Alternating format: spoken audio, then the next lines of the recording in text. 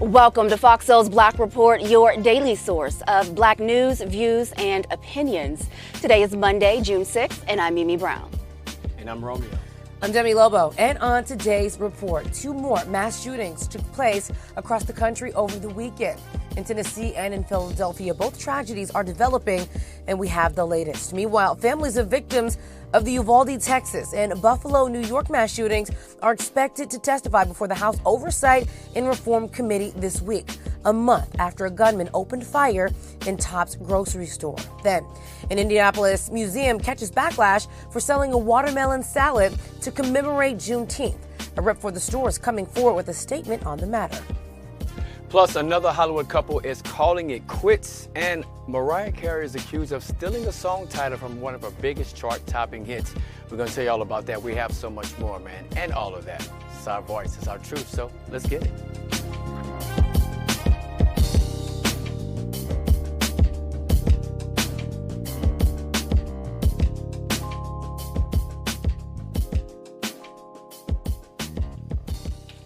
The number of shootings across the country in the last 4 weeks is stunning, to say the least. 232 people have been shot and killed in a mass shooting since the start of the year. Over the weekend, 2 more mass shootings left a total of 6 people dead and 27 others hurt.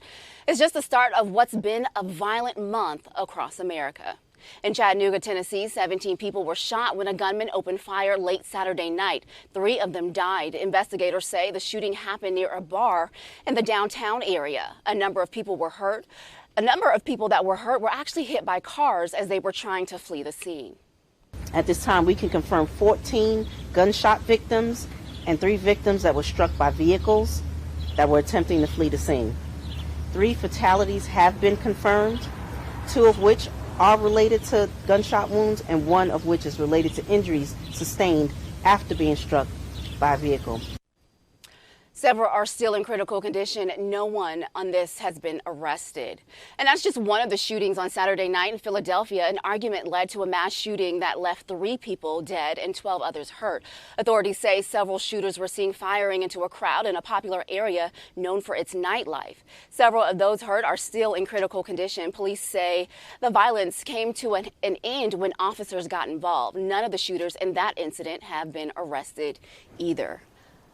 Shooting after shooting, nowhere feels safe. It's just the toll is taking on our children, on our mental, on our psyche. It's just unsustainable. We mentioned 2 of the shootings, but in fact, there were at least 10 shootings this weekend in the United States. There was another one in Sirocco, Texas, where 5 people were wounded after a gunman opened fire at a high school graduation party. The same thing in South Carolina. They opened fire at a graduation party in Phoenix. Someone opened fire at a strip mall. And then the others in Mesa, Arizona, Nebraska, Virginia, Macon, Georgia. And just so we're clear, a mass shooting is defined as 4 or more people being shot, not including the gunman. So to think about all these shootings happening over the weekend, it's almost like, where does it end? What's going to happen? You're walking out, you're looking over your shoulder now because you just don't know what's next. Yeah. Mimi, we're going to talk about gun legislation in a little bit, but to answer your question, in my own perfectly honest opinion, I don't know where it ends or begins. I honestly just feel like there's not a big enough push. It's not a big enough priority in Congress right now, honestly, to ban gun and assault style rifles, as well as put an end to mass shootings. And I'm happy that you define what a mass shooting is. And so for the one in Philadelphia, I just want to go back to that. So when we saw in Buffalo, when we saw in Uvalde, Texas, it was lone shooters. Here in Philadelphia, they said it was multiple people shooting in these crowds. And so when we don't have gun legislation in place, now you have one person who's doing copycat, and they're saying, hey, since nothing's going to happen, you can come on with me and let's just do it together. Yeah, it's way too easy to get a gun here in America. And I think about what happened during the pandemic, how this country got bold enough to just shut down things, right? Which means money was taken away, whether it was jobs, whether it was sporting events. They just shut it all down because they wanted to save lives. Well, how come we couldn't shut down some of these gun stores for a while? Let's just take a step back. Let's shut it down because we're really trying to save lives. We're trying to do the same thing here. Too many guns in the wrong hands, and how can we make this better? I think about the president, I think about his administration, I think about the Congress. How are we letting the NRA kind of control our narrative when it comes to our young people, just people in general in our country that are dying each and every day due to gun violence? Yeah, and to your point, Demi, I think there's a lot of copycats that are having a field day right now just because nothing is being done. You know, we're about to do another story where but when we talk about what's not happening in Congress, people are paying attention. They're not banning assault weapons. They're not really putting consequences for these actions. So more and more people are just going out and they're buying guns legally because they can. We're still mourning what happened in Uvalde. There's 2 funerals happening today. We're still the bodies of the people that we lost in Buffalo. It hasn't even been a week. And here we are talking about more mass shootings. And it just seems like if 19 kids losing their life didn't make Congress want to act, I don't know what will. Absolutely. And that's my fear as well, because I feel like going back to if the amount of black people that had died in Buffalo wasn't enough, I don't know what will. And then we have, in Philadelphia, they were like 25, 22 years old, 34. We're talking about in Uvalde, 10 years old. And so I really don't know if there is going to be anything, because if it does not, age or race doesn't matter, because if it doesn't affect your family personally, then no one is, That's the key, Demi. Age or race doesn't matter, because when Sandy Hook happened, I was like, oh, they're not going to let, these are little white kids that died in elementary school. And then, you look at what happened in Uvalde and you think, oh, well, they're the wrong color because they're brown kids. But if Sandy Hook didn't stop it, little brown kids in Uvalde, Texas isn't going to stop it either. Absolutely. Yeah, and let's actually continue our discussion about gun legislation here. Meanwhile, gun reform talks between Democrats and Republicans on Capitol Hill won't include 2 major provisions on overwhelming number of Americans' support: an assault weapons ban or expanded background checks. So that's what Connecticut Democratic Senator Chris Murphy says, and he has been pushing for more gun restrictions since the Sandy Hook school shootings that Mimi was just talking about. It took place in a decade ago here in that state. Now, Murphy says that the bipartisan bill that is being worked out may include an increase in mental health funding, safety measures for schools, and modest gun control regulations. But Murphy says none of what he wants in the bill will be there. I just wanted to highlight 2 major key components of that is mental health, actually 3: mental health, expanded background checks, as well as red flag state laws. And so that wasn't included in this story, but those are 3 big parts that Congress, the Democrats and Republicans, are going back on how they feel about it. When we talk about background checks, to me, it just feels like it should be a non-starter. If your background check has something on there that has a flag, why you shouldn't have a gun, it should be a no-brainer, right? When we talk about mental health, if your background check, again, says that there's a mental health issue, you shouldn't have a gun, boom, you shouldn't be able to get a gun. The red flag laws, we talked about that a little bit. It pretty much allows others to petition for an individual's firearms to be temporarily removed if they pose a threat to themselves or others. Another non-starter. And so to us, the average Americans, it doesn't make sense why this is why they can't come to an agreement on this. It just seems like common sense that it should not be, there should be no debate over this. Before coming on, I just looked at a recent poll that shows Americans overwhelmingly want major gun reforms. 88% of people want expanded background checks, as you were just talking about. 67% of people want to ban assault-style weapons, and the majority of people want to strengthen our red flag laws. So what is the problem? I think here's the problem overall, is that the minority is governing for the majority. So we do stories every day about how we are seeing some of these senators. They're running for election. They're changing the redistricting the maps, gerrymandering, whatever you want to call it.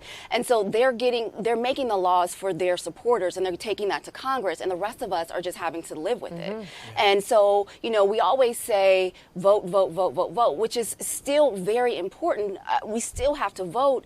because what's happening is, like I just said, the minorities making all of these rules for the majority, and we're having to. I mean, it's happening in education, with reproductive rights, everything. So Absolutely. it's just so important that we as the majority continue to try and make our voice heard. You know, and I'll end it with this. You think about all the statements, all the people, all the politicians going forward. We have to do better. We have to turn this around. We have to stop this. You're going to get those same kind of clips from Columbine, from Sandy Hook. People said this before, and nothing happened. We have one of the kids from Uvalde is going to testify in front of Congress. Okay, she has to live with this the rest of her life. She had to put her friend's blood on her to pretend that she's dead. She's going to go before Congress to talk about this. Is that what's going to take? Is that what we are to get to that point? And I still don't know if it's going to change anything. We are over time, but I have to say something really quick because, Nimi, you made an excellent point. We're talking about voting. And so when we have so many of our black community, the African-American community that don't want to vote, but that's why it's really great that we have people like Stacey Abrams, like Raphael Warnock, even Barack Obama, Kamala Harris, that you can see yourself in them, that make you want to go and vote, because it makes you feel like, why should I vote if my voice really truly is not going to be heard? That's such a good point. In Texas, there were about 9 million people who did not vote, who could have changed the outcome of some of the elections there. And they said that, I think it's like in Texas, every 30 seconds someone's turning 18. And so it's very important that we register those people to vote, because they can change the outcome of a lot of this. But people need to feel like their voice is heard, though, too. They need to feel like their voice is heard. Absolutely. All right, a Uvalde, Texas mother who ran into the elementary school during the mass shooting to rescue her children says cops handcuffed her and threatened her to not talk to news reporters. Just ran straight to my classrooms that I need to get to, got my kids, we ran out. Yes. Porque podía oír todavía, everything was going on, the shooting was still going on. And all I could hear is that he was farther than the other son, so I tried to make it to the other son. Sí, tuve mucho miedo. Were your children at the funeral home hiding? No, my niece's class was at the funeral home, behind the funeral home hiding. That's why we couldn't find their class for a long time. So you still heard like gunshots? Yes, and I still was in there. Angela Gomez, her 2 sons were not in the classroom where the shooter murdered students. Gomez says she drove to the school. She saw officers standing around. She says they threatened her for being uncooperative because she demanded to go into the school. Gomez made her way into the school after climbing a fence. She says the cop threatened her with a probation violation if she spoke to the media. A judge later told Gomez she was brave and would shorten her time on probation. She was definitely brave. I am so happy that she did that and was able to not get in trouble for it. This lady is a hero for her children, but also to just, she's been speaking a lot to the media, and I just love how fearless she is, because she had a probation charge that was over 20 years old. And so the cops being like, oh, we're going to threaten you. It's like, this is 20 years old. I need to go get my children. I just wonder what the other parents that weren't brave enough to go in there, how they're feeling right now, because this woman is an icon, and I love that she was brave enough to jump that fence, not be afraid to get pulled over, not be afraid to get arrested, and go get her children. You know, some parents are going to react that way, but some parents are going to rely on the police department because it's their job to go in and do this. And when you hear stories of them standing around, we're talking dozens of them, not doing anything.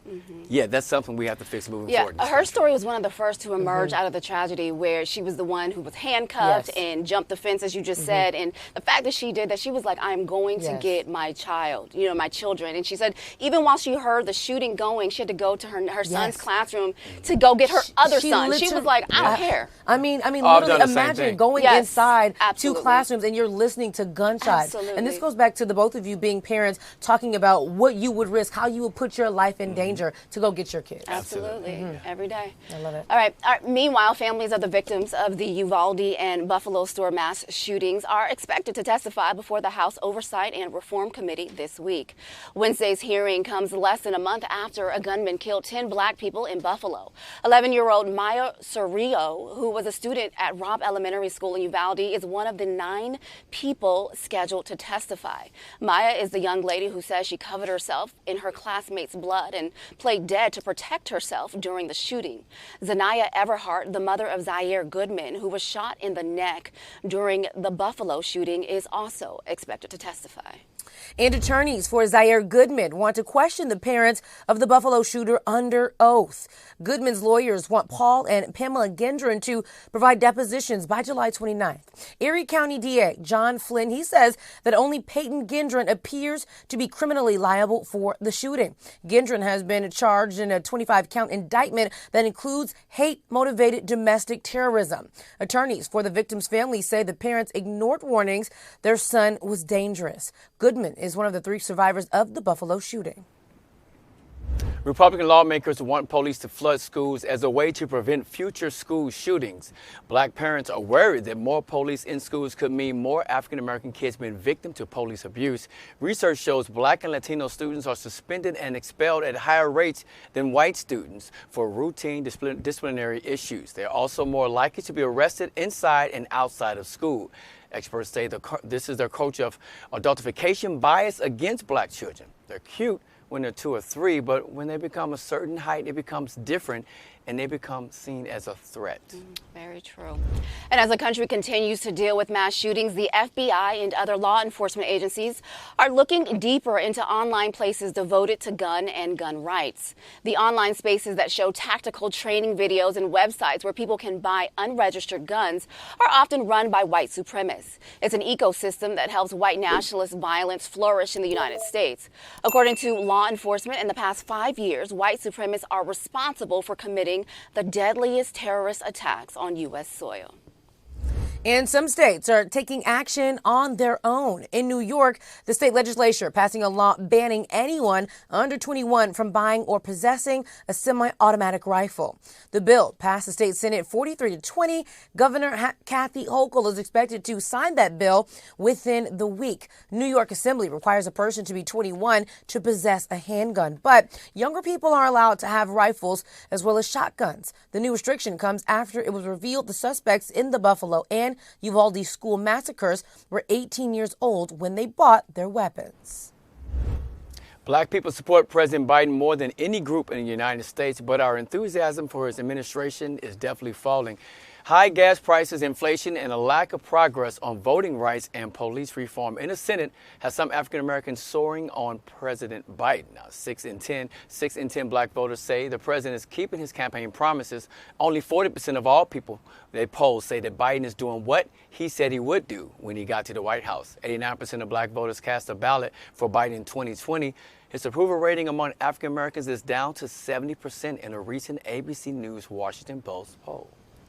A California screen printer is suing the U.S. Postal Service after it seized a shipment of COVID-19 face masks with the Black Lives Matter slogan printed on them.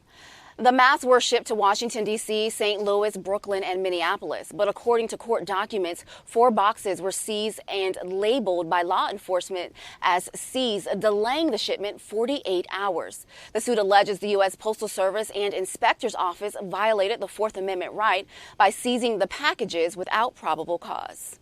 A man on death row is appealing a state court's ruling that dismissed his request not to be executed because of his intellectual disability. Lawyers for Byron Black had the request earlier this year rejected by a federal court. If the court had approved the request, Black would have been spared his execution. Black's attorneys have argued that the 65-year-old should be spared under a 2021 law that made Tennessee's prohibition against executing people with disabilities unlawful. Black had been convicted in 2004 in the death of his 29-year-old girlfriend and her young daughter during a jealous rage. A 67-year-old black Louisiana man is suing state cops for violently arresting him after accusing him of using crack cocaine. Alexander Clark says he was stopped by police in Livingston Parish in May of last year. He said cops searched his truck without a warrant or his permission and accused him of doing crack. Clark said he had just finished a sheetrocking job at a friend's house. He said the cops found a tool he used to do his work and asked him, "Where is the crack?" Clark says officers beat him, leaving him with fractured bones. Lawyers for Clark said he was arrested for failure to use a turn signal. The charges were later dropped, but the encounter left the 67-year-old man with fractured bones, torn ligaments in his right arm and hand. According to court documents, his detainment was so unlawful that an officer who responded to the emergency call left when he arrived because he did not want to be involved. Now, you know it's a problem when you have another police officer show up and saying everything about this situation is not good, and he left the scene. I kind of wish he would have, like, you know what, stayed on the scene and called for more backup so he can say, look, this is not going to get any worse than what it is. Look, you think about, we talk about being racially profiled. This is a perfect case of that. Here's a 67-year-old man just simply going home after doing work, and this is what he has to be encountered for being pulled over for a traffic signal. It happens over and over again. And yeah, they'll cut him a check, but when will it really pretty much stop? You know, for me, this is just so disrespectful. He was 67 years old. Yeah. The officers that arrested him were in their 20s. They have no respect for our elders. Can you imagine a 67-year-old man being beat up by two 20-year-olds? It's just so disrespectful. So Livingston Parish, where this happened, it has a history of having a high KKK chapter, a lot of, KKK members. So the area is 90% white, 77% black, but black people make up 20% of the jail. You know, as you stated, Romeo, this started as a traffic violation. He had just stopped to get gas. He was finishing up doing some work for a friend, and they saw something in his car from working and thought it was a crack pipe. Like, that's where your mind goes. This older man, you know, you see a tool and you assume that he's doing crack. Like, what does that say that you think of us? That's even where you immediately go. Exactly. And that, for me, is also a really big problem, is that you just assume that he's doing drugs. You know, our elders, they don't like to, they are creatures of habit. So they like to stay. If I grew up here, this is my area, I don't want to move. But I say, go where you are, appreciate it, not tolerate it. If it's 97% white, I would have rushed to get myself on out of there, because I just feel like there's no way that we're going to be appreciated in this town as a black person. You're right, though. I think that once you're an older person and you go home, they said that he moved to Canada. He played professional baseball in Canada. Like, he's known around the town, you know, and so he went back to help a friend out. I think you do. You go back to what you know, and this is what happens. It's very sad. And you would like to think that things have changed over the years, but apparently they haven't. Right. All right, well, Harvard University student newspaper has leaked a draft report that alleges the school has human remains of 19 people of African descent who were likely slaves at the time of their death. The Harvard Crimson also says the school has the remains of 7,000 Native American people. The draft report contains recommendations on how the university should treat the remains. The report suggests how they may be returned to the families of the dead. School administrators, though, they are disappointed that the newspaper released the report. They say the draft is incomplete and should not have been released until it was finished. Officials at Indianapolis's Children's Museum are apologizing after a watermelon salad was put on sale to commemorate Juneteenth at the museum's cafeteria. A visitor to the museum spotted the Juneteenth watermelon salad and took a photo. They posted it on the museum's Facebook page with the caption, "Nobody Black asked for this." Museum officials said they immediately pulled the salad from the food court. But in a statement, a representative from the museum noted the connection between Juneteenth and the color red, saying that red foods have typically and historically been served by some to remember the blood that was shed along the way to freedom. Online critics suggested the watermelon plays into negative stereotypes about African Americans. I thought that was nice and quick to be able to say, oh, watermelon's red, so we're going to say red, but it's like, no, okay, so you knew exactly. You knew exactly. Whoever created this knew exactly what they were doing. But also, it's just like, why do we need performative salads? Why do we need performative ice cream? Who is telling the people in the back of wherever, or in the front or up top in the corporate office, that we need a commemorative Juneteenth food? We have the holiday. We have the holiday. We'll celebrate a holiday. Let us off to celebrate our holiday. Do that. We don't need a commemorative food. We don't need that. We already have whatever we're going to cook at our backyard function. Look, I love salad and I love watermelon. So if you just had that there, I might pick it up and enjoy it. But the fact that you have to put Juneteenth on it, Romeo. like that's when you cross lines. Like, really, did you really have to do that? Was that really necessary? Who thought this one out? Right? They clearly have not enough black people working there, because someone thought this was a good idea. They clearly did not run it by anyone black. And they learned nothing from what happened with Walmart, because Walmart made a similar mistake. No one asked for Juneteenth ice cream. No one asked for Juneteenth watermelon But salad. you know what? Also, too, I'm having a hard time thinking that there's not one black person around. A part of me also feels like there are some, black people that are like, you know how they say Maybe. everybody, all the kinfolk, Maybe. all the skinfolk, not kinfolk. I feel like there also might be someone too that's kind of like, Maybe. hey, y'all, let's do this. I think that our people will love this, but like, Well, they really, should be fired. We could say That part. Just save it, okay? Just make it Boxers Black Report. We say, save it. We don't want it. Not sure where Exactly. camera at. We don't want it. Okay? Exactly. No food.